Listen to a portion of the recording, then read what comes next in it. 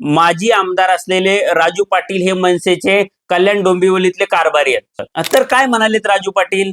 तर त्यांचं असं म्हणणं आहे की सत्तेसोबत राहिल्यानंतर आम्हाला विकास निधी मिळू शकतो आणि शिंदे हे सध्या नगर विकास मंत्री आहेत।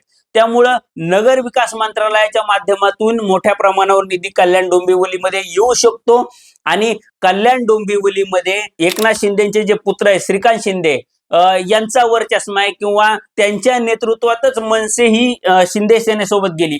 त्यामुळे ते मोठ्या प्रमाणावर निधी आणू शकतात आणि हा निधी आल्यानंतर प्रभागातली कामं करायला मनसेला आणि त्यांच्या नगरसेवकाला सोपं जाईल आणि जर आपण वेगळे राहिलो किंवा विरोधात राहिलो तर तेवढा निधी मिळणार नाही। आणि त्यांची ही गोष्ट पण खरीच आहे की ज्यावेळी एखादा पक्ष महापालिकेत सत्तेत असतो त्यावेळी त्यांना पक्षवाढीसाठी असेल किंवा पक्षाची ध्येय धोरणं राबवण्यासाठी एक स्पेस मिळते। त्यासाठी आर्थिक मदत सुद्धा किंवा रसद सुद्धा या महापालिकेच्या माध्यमातून मिळत असते। त्यामुळं राजू पाटील ही जी प्रॅक्टिकल मांडणी करतायत त्यात काहीच अर्थ नाहीये असं आपण अजिबात म्हणू शकत नाही।